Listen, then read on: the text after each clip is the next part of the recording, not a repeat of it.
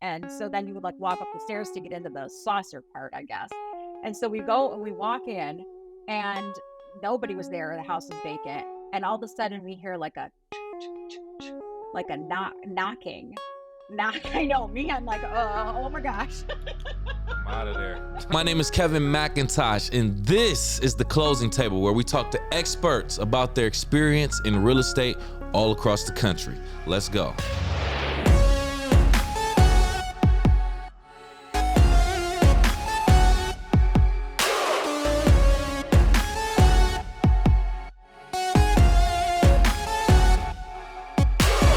Welcome to the Closing Table Podcast. I'm your host, Kevin C.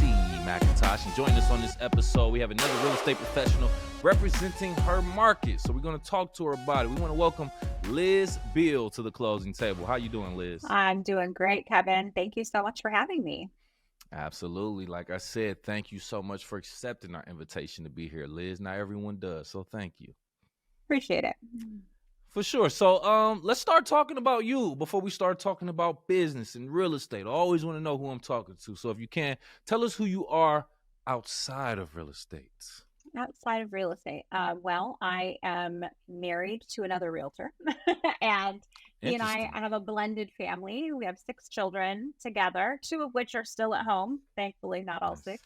And that we love to travel. We're very active in our community. I love to garden. You'll see me a lot outside. I'm like the person in my neighborhood that has like the crazy yard with all of the plants in it. And I also have a podcast that I do with a friend of mine. It's a kind of a women's empowerment podcast. We talk about emotional intelligence with a little bit of astrology, a little bit of human design in there. So little plug for that. It's the Grand Rising podcast. Mm-hmm. And so, yeah, that's what I do for fun. And we really like to, like I think I said, travel as a family. And I love helping my community, helping women succeed, lots of that kind of work. Yeah, very interesting. Love to hear about being a family woman, family person, but married to a realtor. I know that has to make for a very interesting business kind of family life. Yes? No? Oh, Your yeah. thoughts? I think my kids are going to end up being realtors too, because they end up getting kind of dragged around with us. They've been to lots of different homes to show. And but yeah, it is. My husband's actually been a realtor for longer than I. And so I joined him in real estate. And but we make it work. We really like it. And, part of the reason I didn't mention this before, but I was a financial service banker for 20 years prior. And but working together, they say, entrepreneurs work 80 hours so they don't have to work 40. That's kind of how we do. That's hilarious. So, we want the flexibility, but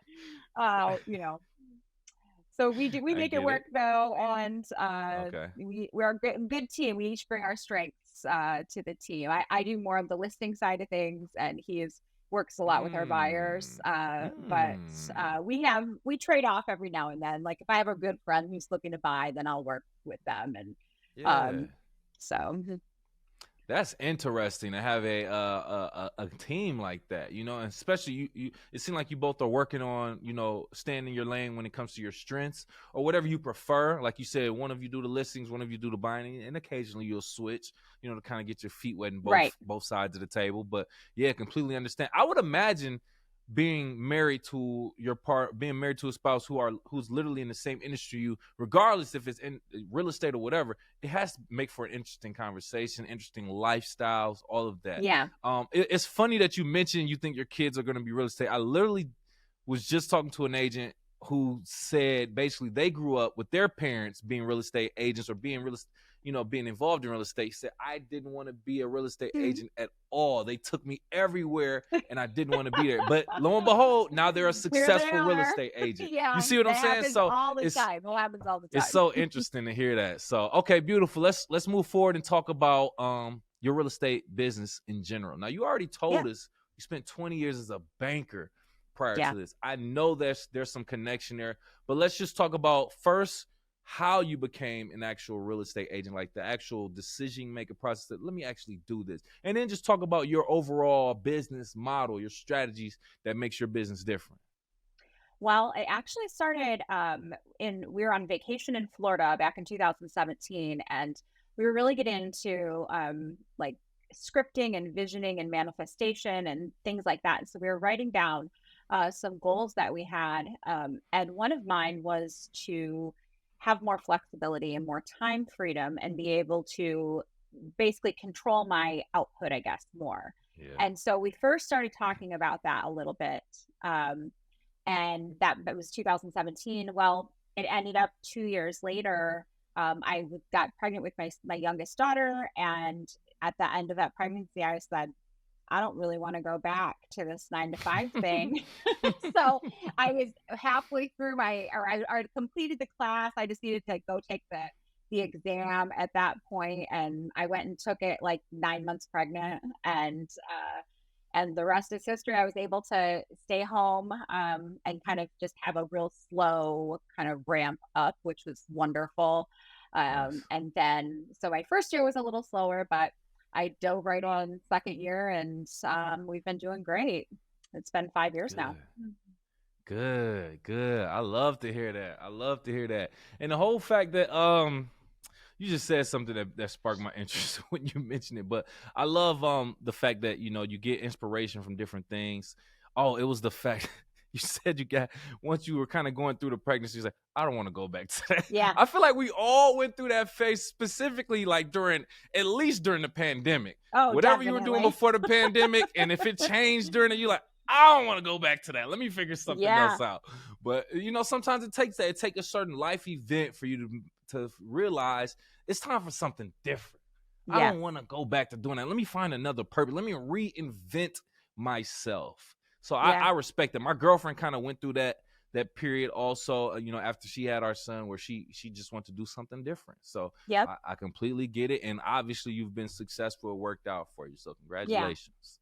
Thank you. Yeah, my financial background really helps. Like, I still have a lot of friends in that industry, and so I get, you know, referrals and have helped even some of them buy homes, and so it has really helped. And then, of course, there's a lot of overlying things that go together between banking and real estate, so that helps as well. Yeah, that's a fact. All right, so let's talk about where you do your business, actual geographical area for the most part. So, let's paint the picture for people who may have never been to your market. Where do you service your clients, and talk about it? Paint that picture for us. Okay, I'm going to physically paint the picture for you because I'm from Michigan. And so Michigan people, we do this. Bring it out. So I am in this area. It's just like greater Lansing, which is the capital city. And so, but we've sold in other places too. I think the furthest away, we've been down in the Detroit area a little bit, and then over a little bit on the west side of the state too, but mostly in this central area here. Liz, well, you said paint the picture. So. No. I love my Michiganders. We are quick to pull the hand out to show somebody where we live. Let me tell you something. I had another guest on here from Wisconsin. I said, yo, tell me where you from. This guy pulled his hand out too. I said, what are you doing? Put your hand down. What are you doing? But then I had to look at the state of Wisconsin, and I could kind of see it, but that's a stretch. I don't know. That's a stretch. That's so funny, though. I love Susan asked someone. Cheese hat. Yeah. I know. Yeah, that would have been appropriate. That's hilarious, though. But I love it, though. Right. Central Michigan, Lansing, the state capital, Michigan by the way, where I actually reside. Correct. Michigan, home of Michigan State also. So very, very unique region of the state, very, very unique market also. And I guess you can obviously attest to that, or at least, you know, you can speak on that considering you are an active real estate agent. So let's get into the actual economics of your region, of your market. What data do you have that reflects how real estate is looking in your market? Well, we're still very much in the seller's market here in Lansing. We only have about 1 to 2 months of inventory. And so that is very indicative of the seller's market. We're still seeing if houses are priced correctly and they're fairly move-in ready. We're still seeing multiple offers with bids going over.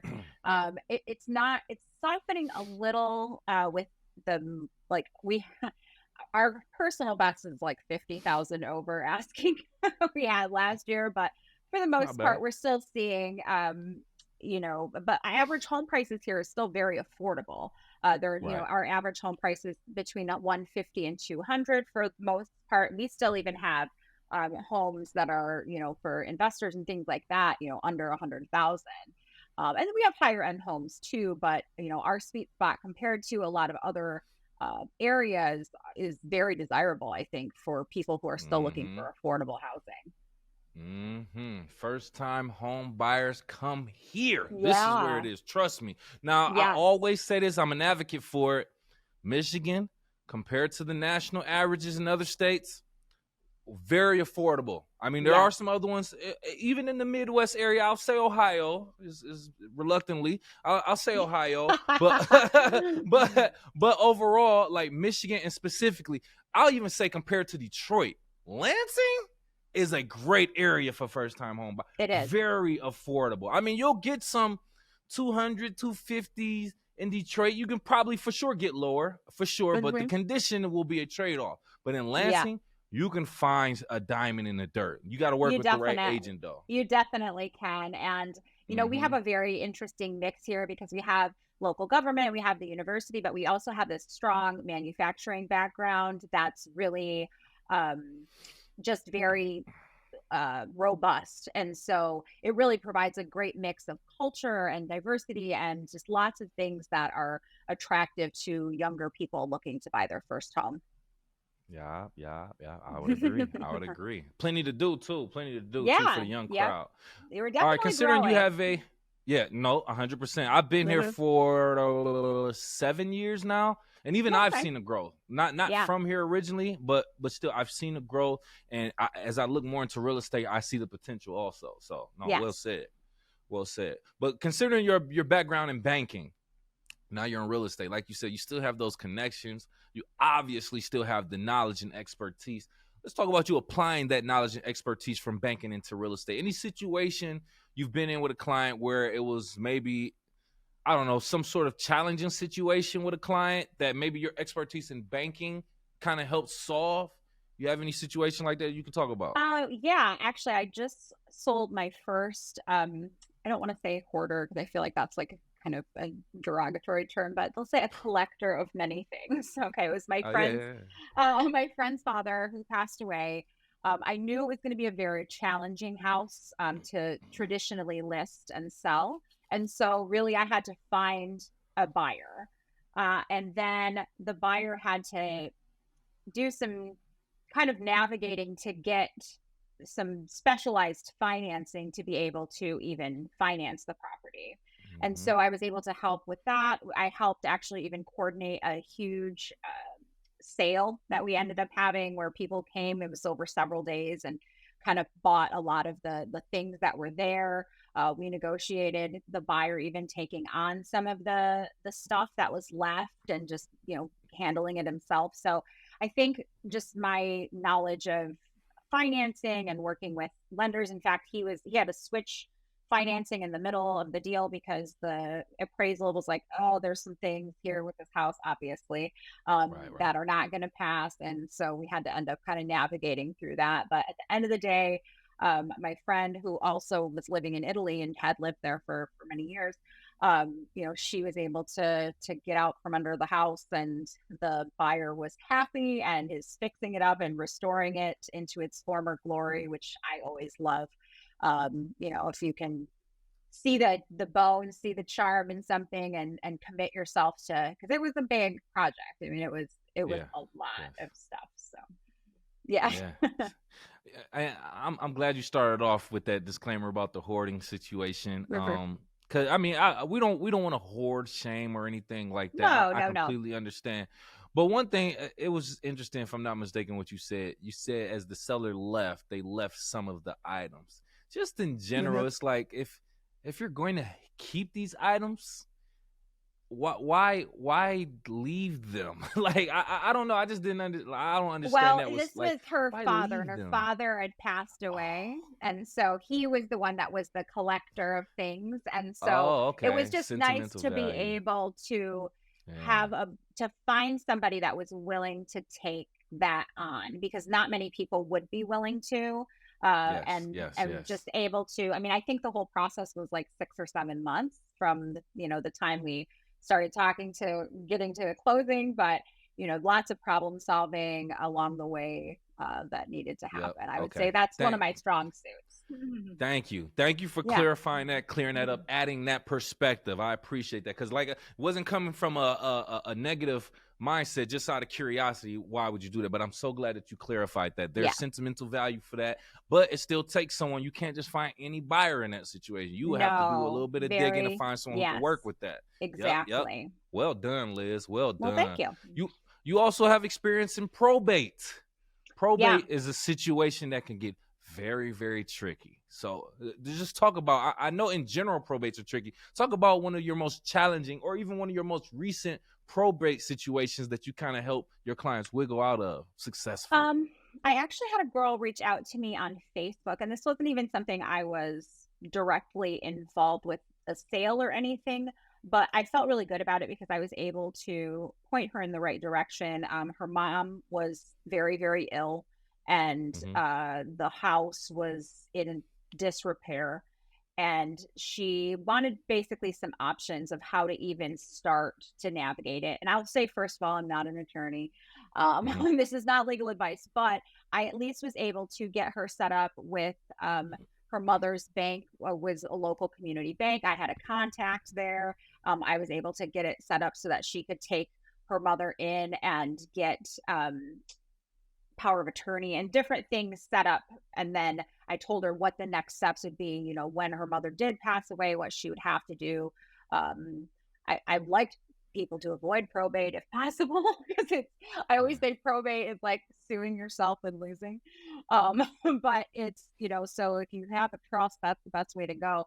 But some people just can't, necessarily afford that. So, Correct. but people, that there's not a class or anything that they teach us about how to deal with when people pass away. And so I seem to attract a lot of those types of clients. Estates. I just actually closed one yesterday, where, father passed away and dealing with multiple decision makers, and it's very, and they have a lot of sentimental value with the home as well, if it's, especially if it was like their childhood home.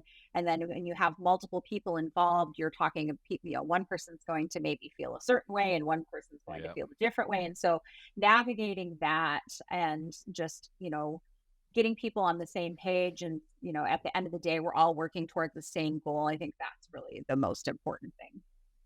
Yes. Yeah. It's such an emotional transaction.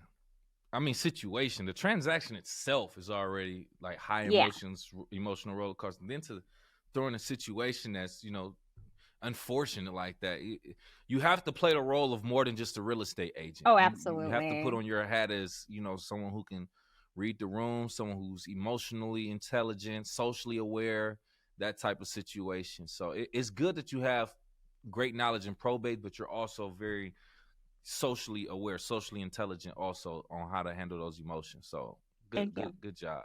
Good job. You this design background or experience that you have so many different experiences and backgrounds that can all add value to what you do as a real estate professional. Photography also. What about this unique approach to rearranging furniture and coordinating Oh, cleanings? How do you feel like that contributes to your listing standing out in the market? well, I'm very picky about how my listings look. And I would say I've got most of my experience in buying my own foreclosure and fixing it up myself, which I'm currently living in. So that's where, but I'm not one to, if I'm going to have pictures taken of a listing that's mine, it's going to look good. And so if I have to go in there and declutter and clear stuff off counters or move stuff from one room to another before pictures get taken, I will do that, because to Mm-hmm. me that's my name on it, and I want it to look good, because as you know, photos sell a house. People look online, Correct. that's the first thing that they're going to look for. So I've I've definitely set sellers up with people to clean out and do things. And it, people you accumulate a lot of things, and but people don't want to see them at all when they're buying a house. So Yeah. really the decluttering and getting things, even if it's just getting something cleared out and stuffed in a cupboard so it looks clean, that I think is really important for good photography, for sure. Yeah. Correct. Well said. I want to kind of know your I guess photography, listing, aesthetic kind of strategy in a way. So is there on any given platforms that you're posting your listing on, is there a certain strategy or method that you use when it comes to choosing your photos? For an example, the first photo being the cover photo. Is that a certain photo that you kind of use? It has to be the outside from this angle, or maybe you choose the best room on the interior. And how many photos? Is there such thing as too many photos? How many is too many? How many is too little? Please explain. I definitely think there is such thing as too many. I am kind of traditional in that I do like an outside photo. In fact, Windows still does a great job of doing kind of some editing and um, to make it like the Twilight look with the lights and everything like that. I really like that. And I've actually used some of your photos too as closing gifts for my clients. So Ooh, which is okay. nice, and give them a little picture of their house that they sold, or the picture of Yeah, the that's house they just nice. bought. Yeah. But photography is very important, and there is Mm-hmm. such a thing as too much, for sure. So if you have a room or with a lot of clutter in it, or you have, we don't need pictures of all of that. The most important is going to be the outside. So you're looking for curb appeal, and then you have kitchen, bathroom, living room, and bedrooms are, I feel like, the most important. And if you have a finished basement, then a basement shot as well. If you Ooh, have okay. kind of a gnarly basement in Michigan, maybe leave that one off for them to Please discover, do. to self-discover. Yeah. But I mean, this is Michigan. We have some older homes here, and so we don't have as many of the finished out. I mean, we have quite a few, but no, some of them Yeah. are For sure. a little bit on the more rough side. Yeah. Need a little help, a little bit of elbow Yeah. grease, a little love, Yeah, a little paint, Okay. paint your Yeah. floors. I mean, there's ways to make even your plain concrete block basement look good. That's a whole So, fact. I have seen that before. Yeah, that's a yeah. good point. Well, speaking of some of these crazy looking basements and different situations, different properties that we talked about overall, has there been a property that you've been in that has been, I don't know, that stood out as being the weirdest, or something weird that you saw in a property? Any stories of that? So yeah, in fact, this one had a little bit of kind of local fame. It was here. It was in Bath Township, I believe. It was at Spaceship House. It was on 20 acres. It was shaped like a flying saucer, basically. And Why do I so think I remember this? it was in the paper. And well, I took some clients there, and that wasn't even the weird part. In fact, it was Spaceship House. So you entered from the bottom, and so then you would like walk up the stairs to get into the saucer part, I guess. And so we go and we walk in, and nobody was there. The house was vacant, and all of a sudden we hear like a knocking. I know me. I'm like, oh my gosh. I'm out of there. And so it went around in a circle. And so we get to the end of one of the hallways. I looked down the hall, and there's a wild turkey knocking on the window, on the door that was at the end of the hallway. I'm like, what are the odds of that? Yeah.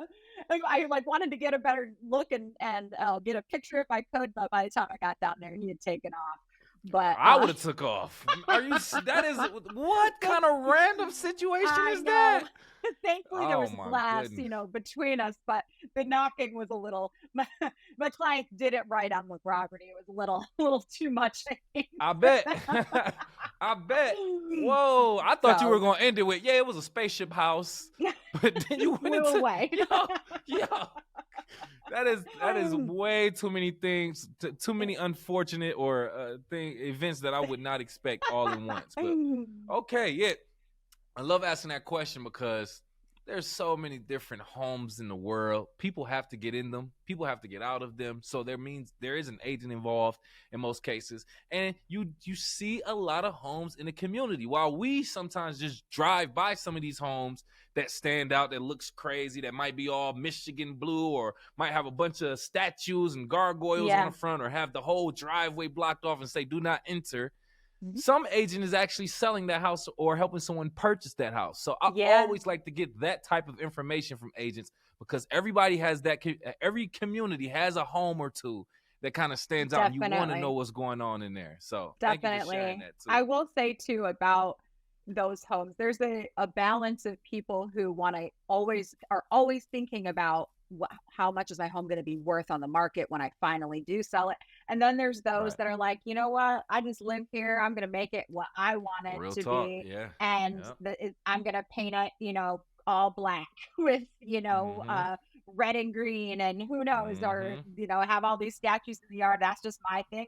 And there's definitely an agent for both, people. And, while those ones may be a little more challenging, those are also some of the most fun as well. Yeah, I bet. That's what's up. So, what would you say from your overall career experience is the most challenging aspect of the entire real estate industry? And have you experienced anything that kind of like emphasizes this or kind of exemplifies it, I should say? I feel it's probably aligning seller expectations with buyer expectations. Buyers don't want to pay too much. Sellers tend to think that their house sometimes is worth more than it is. And so I've found on both sides of things, there's definitely some alignment that needs to happen with both sellers and buyers. And really explaining the market that we're in, explaining that you buy in the market that you sell in. That is a big thing. Sellers want to sell their house for lots of money and then go to turn to buy and buy for no money, you know what I mean? And get a great deal. And it's like, you can't really necessarily do that. You have to, you buy in the market that you sell in. And so, just navigating that. But I think, communication is key.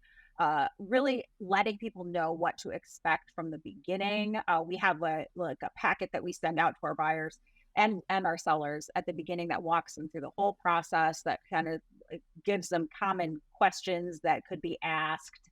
And we really dive deep into comps, if we're selling, saying like, look, this is what this house looked like on the inside. How does that compare to your house? And going into that, because, people will really like to use like Zillow and they're like, oh, my house is worth so much on Zillow. I'm like, yeah, but Zillow hasn't seen the inside. No, they haven't. So it's challenging sometimes. So that I would say is just managing people's expectations. Negotiation it can be a challenge too. Always have, sometimes we have to have hard conversations. Like if an appraisal comes back low, that's a tough spot to have to renegotiate. Negotiating inspections can be, difficult, especially if there's, some things that need to be fixed.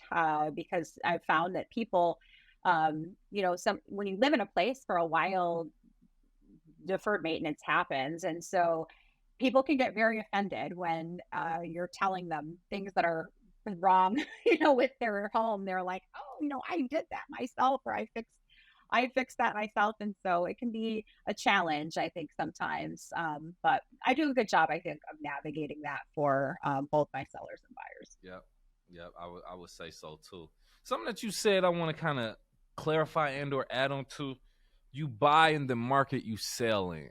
When you first said that, I understood, but I didn't. I'm thinking same city. Like, you could sell a home and then move out of town. But then I'm thinking, duh, she's talking about market conditions clearly. Right. Now, that's one thing. Exactly. I'm sorry. I'm thinking out loud with this one because I solved my own question as you were speaking. I'm like, oh, yeah. And it makes a lot of sense. Don't expect to take advantage of a seller's market as a seller and then go buy a home and think you're still going to have an advantage. Exactly. That's not the case. You're still in the seller's market. Exactly. That came to my head as you were talking. I was like, that's what she means. So that's a point of clarification for myself and for my audience to put that out there. Great. Yep.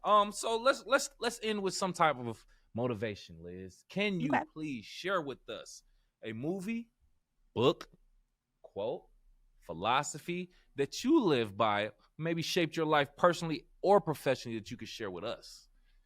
Well, I'm big into manifestation. I think I mentioned that before. And so I really love the book, The Alchemist by Paulo Coelho. And that's just kind of about following your dreams and how your thoughts and just never and persevering and never giving up on a dream. And then on the business side of things,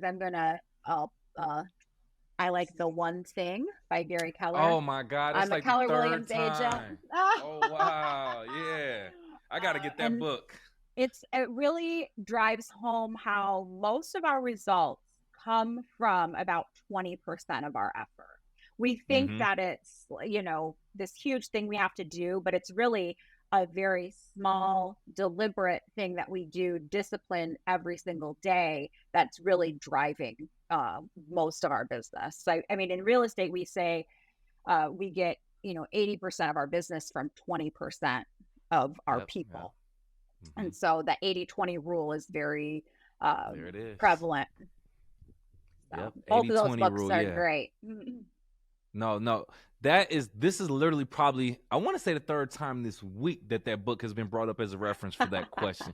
I feel like that's literally divine order telling me I need to go get that book. You should get the book. It's not just a real estate book. It's for, it's really good at just creating habits and discipline and realizing that it's a lot of little incremental things. I mean, people think that it has to be this huge transformation or this huge breakthrough that they need to have in order. But it's really the small stuff that makes the biggest difference. Yeah, Atomic Habits. Habits. Very, exactly. Very That's another great book. Yeah. No, trust me. I know. I'm listening to it too, so I know exactly what you mean. I love that. Well, thank you so much, Liz. That was a lot of great knowledge. Thank you for pulling up a seat to the closing table. Right now, if you have any last words or you want to tell people how to reach out to you, the floor is yours.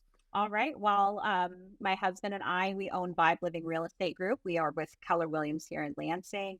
And we love to help buyers and sellers navigate our market. Michigan is still a great place to get affordable housing.